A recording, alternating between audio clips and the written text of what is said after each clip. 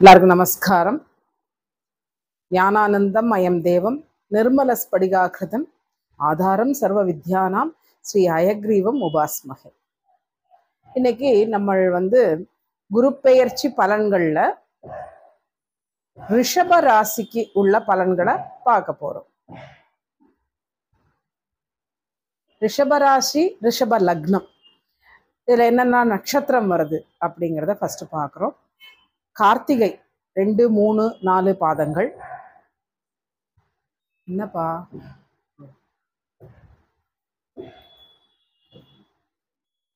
ரோகிணி 4 பாதங்கள், மிருகசீரிஷம் 1, 2 இந்த பாதங்கள் அடங்கின ரிஷபராசி.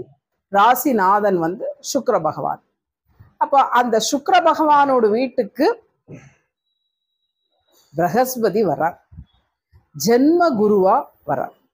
ஜென்ம குருவா வரும்பொழுது என்ன ஆகும் அப்படின்னா, என்னது கரெக்டா நடக்கணுமோ அது மட்டும்தான் நடக்கும். இயல்புக்கு மாறா ஒன்றும் நடக்காது.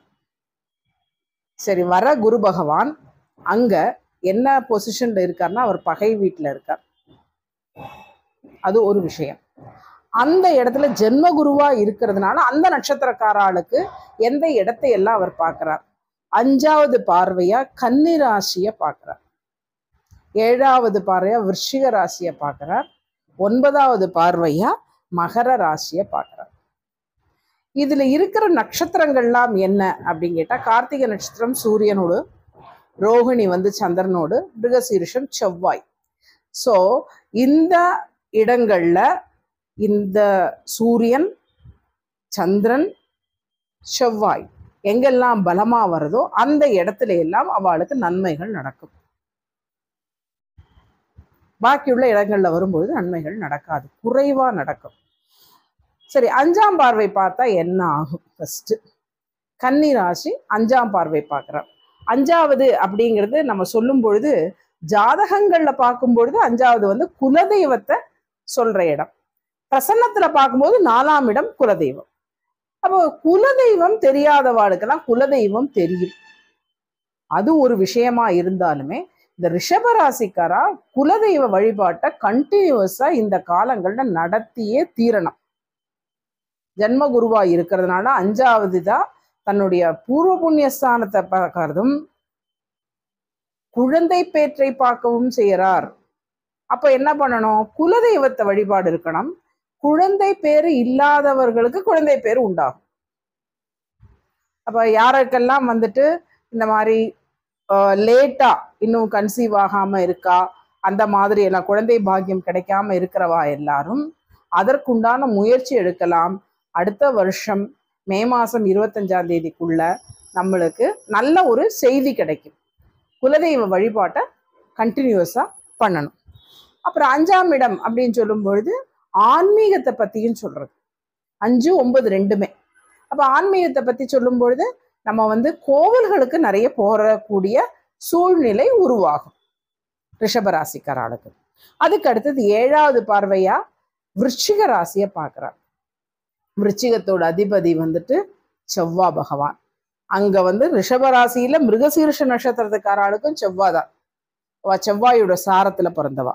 அப்போ இவாளோடது என்ன ஆகும் அப்படின்னா, விருச்சிகம் அப்படிங்கும் போது நம்மளுடைய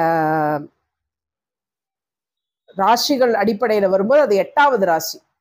8வது ராசிக்கு குரு பகவானுடைய பார்வை கிடைக்கிறது. வம்பு வழக்கு வராம பார்த்துக்கோங்க. குரு பகவானோட பார்வை இருக்கிறதுனால அந்த வம்பு வழக்குல இருந்து வெளியில வர்றதுக்குள்ள இது சூழ்நிலை வந்தாலுமே நம்ம வம்பு வழக்கு வராம இருக்கிறதுக்கு பார்க்கணும். அது 7வது பார்வையில வருது. அதுக்கப்புறம் 9வது பார்வையா அவர் மகர ராசியை பார்க்கிறார், சனி பகவானோட ராசியை பார்க்கிறார். சனி பகவானோட ராசியை பார்க்கறதுனால அதுல சந்திரனோட நட்சத்திரமான திருவோணம் இல்லை, திருவோணம் கிடையாது, அது இருக்கிறதுனால உங்களுக்கு நீங்க சனி பகவானை வழிபடுறது ரொம்ப ரொம்ப நன்மையை கொடுக்கும் மகர ராசியை பார்க்கறதுனால. இதை தவிர என்ன ஆகும் அப்படின்னு கேட்டா, ராத்திரி தூக்கம் குறையும், ரொம்ப அலைச்சல், டென்ஷன் ஜாஸ்தியா இருக்கும். அதனால ராத்திரி தூக்கம் கம்மியாகும். இதையெல்லாம் பொது பலனா எடுத்துக்கணும். ஏன் பொது பலன் அப்படின்னா அவாவா தசா புத்தி தான் வேலை செய்யும்.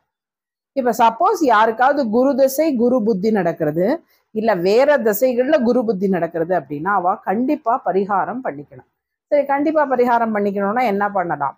குரு பயிற்சி அன்னைக்கு பக்கத்துல கோவில்ல இருக்கிற இடத்துல ஏதாவது இருந்ததுன்னா அங்க பயிற்சியில போய் பரிகாரம் பண்ணிக்கலாம். அப்படி இல்லைன்னா இந்த குரு திசை குரு புத்தி இருக்கிறவா, அவ இல்லை 6-8 தசைகள் நடக்கிறவா, அவளுடைய சுய ஜாதகத்துல 6வது தசையோ இல்லை 8வது திசையோ நடக்கிறவா கண்டிப்பா ரொம்ப ஜாக்கிரதையா இருக்கணும். அது போல 8ஆம் இடத்துல குரு இருந்தாலும் ரொம்ப ஜாக்கிரதையா இருக்கணும். சுய ஜாதகத்துல 8ஆம் இடத்துல குரு இருந்தா ஜாக்கிரதையா இருக்கணும். என்ன பரிகாரம் பண்ணலாம்? ஜீவ சமாதி எந்த இடத்துல இருந்தாலும் பரவாயில்ல, ஜீவ சமாதியில போய் ஒரு 24 நிமிஷம் உட்காந்து நம்ம வந்துட்டு பிரார்த்தனை பண்ணிட்டு வரலாம். அதுக்கப்புறம் வியாழக்கிழமைகள்ல தயிர் சாதமும் கொண்டக்கடலையும் நைவேத்தியம் பண்ணலாம். அதுக்கப்புறம் தசமி திதிகள்ல பிராமண போஜனம் பண்ணலாம், சமாராதனைகள் பண்ணலாம். அந்த நேரங்கள்ல போகும்பொழுது நம்ம ஏதாவது ஒரு இடத்துக்கு போறோம், அங்க வந்து நம்மளை விட பெரியவா இருக்கான்னா, குருனாலே நான் சொன்னேன் இல்லையா, தாத்தா, அந்த அந்த ரிலேஷன்ஷிப் தான் அவருக்கு அங்க இருக்கு, அண்ணா தாத்தா அந்த மாதிரி ரிலேஷன்ஷிப். அப்படி இருக்கும் பொழுது அந்த மாதிரி இருக்கிறவாளை பார்த்து நமஸ்காரம் பண்றது, அவள்கிட்ட ஆசீர்வாதம் வாங்குறது, அது ரொம்ப பிரயோஜனப்படும். அது போல அர்ச்சனைகள் செய்யறோம்னா, இது திருப்பி திருப்பி சொல்லிட்டு எல்லா எபிசோட்லயுமே இது வரும். அர்ச்சனைகள் பண்றோம்னா நம்ம போயிட்டு ஒரு கோவில்ல போயிட்டு ஒரு அர்ச்சனை கொடுக்கும்போது சுவாமி பேருக்கு பண்ணுங்கோ சொல்லவே சொல்லாதீங்க. நீங்க உங்க பேருக்கு பண்ணுங்க, சுவாமிக்கு பண்றதுக்கு இல்லை. சுவாமி பேர்ல அர்ச்சனை பண்றதுக்குலாம் நம்ம இன்னும் ஆளாயிட்டுங்க. அதனால உங்க பேர்ல அர்ச்சனை பண்ணுங்கோ. இந்த தசா புத்தி ஜென்மகுரு இந்த மாதிரி எல்லாம் வர காலங்கள்ல பரிகாரம் பண்ணிக்க கூடிய நிலைமையில இருக்கிற ராசிகளான ரிஷபம், அதுக்கப்புறம் வந்து சிம்மம், மிதுனம், ரிஷபம், மிதுனம், சிம்மம், துலாம், தனுசு, கும்பம், மீனம், இந்த ராசிகளுக்குள்ளவா கண்டிப்பா பரிகாரம் பண்ணிக்கணும். பரிகாரம் பண்ணா மட்டுமே போராது, முடிஞ்ச அளவுக்கு மாசத்துல ஒரு நாளைக்கானும் ஒரு வியாழக்கிழமையானும் உபவாசம் இருக்கிறது, விரதம் எடுத்துக்கிறது. விரதம் எடுத்துக்கிறதுனா வேற ஒன்றும் இல்லை, அன்னைக்கு நீராகாரமா எடுத்துட்டுலாம், மசாலா நான் வெஜிடேரியன் சாப்பிட்றவா சாப்பிடாம இருக்கிறது, அந்த நான் வெஜிடேரியனை சாப்பிடாம இருக்கிறது ரொம்ப நல்லது. அதை விட நம்மளை விட பெரியவாட ஏட்டிக்கு போட்டியா பேசுறது நிறுத்தணும். எத்தனைக்கு எத்தனை நிறுத்துறோமோ அத்தனைக்கு எத்தனை நன்னா இருக்கும். இதெல்லாம் தான் குருவுக்குள்ள பரிகாரம். நம்மளோட வயசான வாழ்கிட்ட ஆசீர்வாதம் வாங்கிறதுக்கு ரொம்ப முக்கியமான ஒரு பரிகாரம். அவ நன்னாருன்னு சொன்னாலே போறோம். நம்ம சொல்லும்போது அந்த காலத்துல சொல்லுவோம், அவளுக்கு சாப்பாடெல்லாம் போடுறோம்னு வச்சுக்கோங்களேன், இந்த வயசான வாளுக்கு சாப்பாடெல்லாம் போடும்போது வாய் வாழ்த்துலன்னாலும் வயிறு வாழ்த்தும்பா. அதனால தான் சொல்றது போஜனம் கொடுங்கோ, எதுலேயுமே சிறந்தது வந்து அன்னதானம் தான். அதனால அந்த மாதிரி அன்னதானங்கள் வயசான வாளுக்கு கொடுக்கறது, ஓல்டேஜ் ஹோம்ல போய் கொடுக்கறது, சித்தர் பீடங்களுக்கு போறது, இதெல்லாம் தான் பரிகாரம். இதுல இன்னும் இந்த ராசிக்கு 2 பரிகாரங்கள் பண்ணணும். என்ன அப்படின்னு கேட்டேன்னா, 11ஆம் இடத்துல ராகுவும் 5ல கேது, 11 லாபஸ்தானம், 5 பூர்வ புண்ணியஸ்தானம். பூர்வ புண்ணியஸ்தானமான கன்னிராசிக்கு கேது இருக்கார், கோச்சாரத்துல அங்கதான் இருக்கார், 1.5 வருஷத்துக்கு இருக்க போறார். இந்த வருஷம் பூரா வேற எந்த பயிற்சியும் கிடையாது, அந்த மே 1ஆம் தேதிக்கு அப்புறம் எந்த பயிற்சியும் கிடையாது. அப்படி இருக்கும்போது 5ஆம் இடத்துல இருக்கிற கேதுவும் லாபஸ்தானத்துல இருக்கிற ராகுவும் நம்மளுக்கு வந்து நல்லதை பண்ணணும் அப்படிங்கிறதுக்காக பரிகாரம் பண்றது எப்படி பண்ணலாம் அப்படின்னா, ராகு கேது வாளுக்கு பண்றது வந்து காளஹஸ்தியில போய் பண்ணலாம், திருநாகேஸ்வரம், கீழ்பெரும்பள்ளம் இங்கேயும் போய் பண்ணலாம். இல்லை மதுரை தேனி மாவட்டத்துல இருக்கிற உத்தமபாளையம் தென் காளஹஸ்தின்னு சொல்றா, அங்க ஞாயிற்றுக்கிழமை மட்டுமே பரிகாரம் பண்ணுவா. எப்படி ஞாயிற்றுக்கிழமைனா ஒரு மத்தியானம் ஒரு 2 மணிக்கு அங்க போயிடணும். போனா 4:30 மணி ராகு காலம் ஆரம்பிக்கும் பொழுது அவ வந்து ராகு கேதுவுக்கு பரிகாரம் பண்ணுவா. ரொம்ப விசேஷமான ஒரு கோவில். அங்க யாருக்காக பரிகாரம் பண்றா, அங்க வந்து ஏதோ 300 rupees சார்ஜ் பண்றா சொல்றா. 2 மணிக்கு அங்க இருக்கணும். அதுக்கு முன்னாடி அந்த கோவில்ல கூப்பிட்டு கேட்டுக்கணும், அன்னைக்கு வந்து அவளுக்கு வேற ஏதாவது இருந்ததுன்னா சில சில விசேஷ தினங்கள் எனக்கு எக்ஸாக்டா தெரியாது, அந்த நாள்கள்ல அந்த பரிகாரங்கள் நடக்காது. அந்த மாதிரி இருக்கா என்ன கேட்டுன்னுட்டு அந்த கோவிலுக்கு 2 மணிக்கு போனா நம்ம முன்னாடியே உட்காந்து ராகுக்கு எதுக்கு பரிகாரம் பண்ணிக்கலாம். அங்க கொடுக்கற விபூதியை யாருக்கு பரிகாரம் பண்றாரோ அவர் மட்டும்தான் யூஸ் பண்ணலாம். அதனால இந்த பரிகாரங்களை பண்ணலாம். கோயம்புத்தூர்ல இருக்கேள் அப்படின்னு சொன்னேன்னா இங்க வந்துட்டு உங்களுக்கு செம்மேடு பக்கத்துல முட்டத்து நாகேஸ்வரர் கோவில் அப்படின்னு ஒரு கோவில் இருக்கு. அந்த கோவில் ராகுஸ்தலம். அதனால அங்க வந்து ஞாயிற்றுக்கிழமை சாயங்காலம் 4:30 6 ரொம்ப தள்ளி இருக்கு, ஊரை விட்டு தள்ளி இருக்கு. அதனால அங்க நீங்க ஒரு 3:30 மணி 3:45 போனாத்தான் சுவாமிக்கு 4:30 மணிக்கு அபிஷேகம் பண்ணும்போது நீங்க வந்து அந்த அபிஷேகத்துல கலந்துக்கலாம், பால் வாங்கிட்டு போகலாம். ரொம்ப பழமையான கோவில். அது போகும்பொழுது ராகுவுடைய பிரீத்தி ரொம்ப நன்னா இருக்குன்னு சொல்றா. கேத்தூக்கு திருமுருகன் பூண்டியில சுவாமியோட கோவில் இருக்கு, அங்க போய் அந்த இதுவும் பண்ணிக்கலாம். கோயம்புத்தூரை சுத்தி அதை ஒரு நாளைக்கு நான் பேசுவேன். கோயம்புத்தூரை சுத்தி இருக்கிற நவகிரக தலங்கள் எல்லாமே இருக்கு.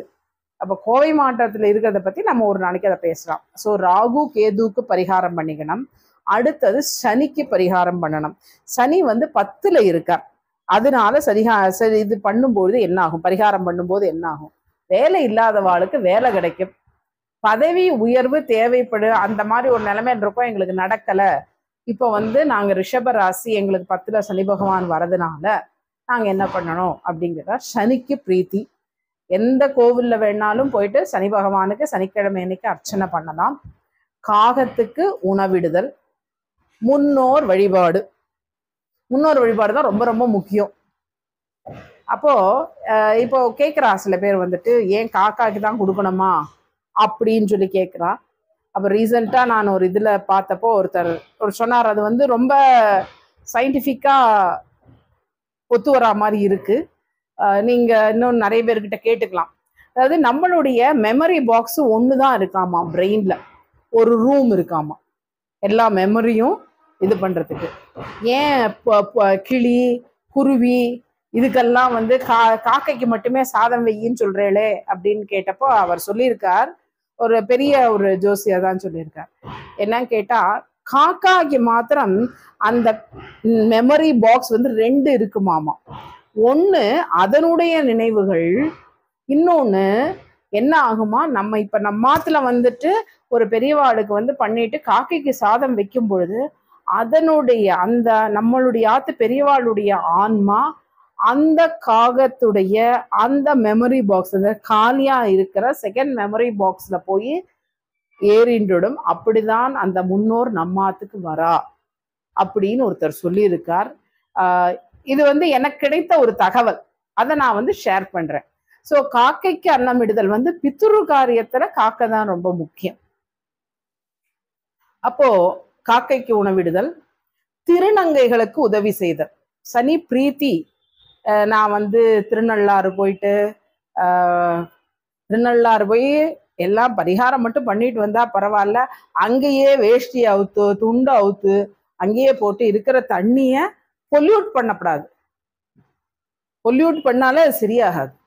அதனால பொல்யூட் பண்ணாம சுவாமியை தரிசனம் பண்ணிட்டு ஒரு குளிச்சுட்டு வரலாம், அது பண்ணலாம். அதர்வைஸ் சாதாரணமா நம்ம வந்து எப்பொழுதுமே நான் சொல்ற ஒரு பரிகாரம் வந்து இது பெருமைக்காக சொல்றது இல்லை. எப்பொழுதுமே நம்ம ஒரு பரிகாரம் சொல்றோம்னா அந்த நம்ம கிட்ட ஜோசியம் கேட்க வந்திருக்கிறவருக்கு பண்ண முடியணும், அவரோட கைக்குள்ள அது அடங்கணும். அப்புறம் அவர் கடன் வாங்கி பண்ண பரிகாரம் பலிக்காது. குலதெய்வம் கோவிலுக்கு போறது இதெல்லாம் கடன் வாங்கி எல்லாம் போகக்கூடாது. அதனாலதான் ரொம்ப ரொம்ப சிம்பிளஸ்ட் சொல்றது, என்ன மாமி இந்த கோவிலுக்கு போக சொல்றேன் அந்த கோவிலுக்கு போக சொல்றேன், நீங்க அங்க போங்க, அங்க இருக்கிற ஃப்ரீக்குவன்சி தான் உங்களை வந்துட்டு நல்லா எனர்ஜைஸ் பண்ணி விடும். அதுக்காக தான் அந்த கோவில்களுக்கு போக சொல்றோம். திருநங்கைகள் அவளுக்கு உதவி பண்றது, உதவி பண்ணலைன்னாலும் பரவாயில்ல கேலி பண்ணாம இருக்கிறது, என்னெல்லாம் பண்ணப்படாதுங்கிறது சொல்றேன். அதுக்கப்புறம் முதியவர்களுக்கு உதவுதல், ரோடு கிராஸ் பண்றோம், ஒரு வயசானவா வரா, நம்ம அவளுக்கு வந்து ஹெல்ப் பண்ணலாம், பஸ் ஏறுறதுக்கு ஹெல்ப் பண்ணலாம். ஏதாவது ஒருத்தர் ஒரு பேங்குக்கு போயிட்டு ஒருத்தருக்கு எழுத தெரிய அவரால் எழுத முடியல அப்படின்னா அதை ஹெல்ப் பண்ணி கொடுக்கலாம், அதை எழுதி கொடுக்கலாம், அதுவும் உதவிதான். அந்த மாதிரி உதவிகள்லாம் வந்துட்டு சனி பகவானுக்கு ரொம்ப பிடிச்சது. அதுக்கப்புறம் அவர் ஒரு முடவன், அதனால ஹேண்டிகேப் பீப்புளுக்கு ஹெல்ப் பண்ணா அது சனி பகவானுக்கு பண்ற பரிகாரத்துக்கு கோவில்ல போயோ ஒரு ஹோமங்கள் பண்ணியோ பண்ற பரிகாரத்தை விட இது வந்து மென்மேலும் சிறந்தது.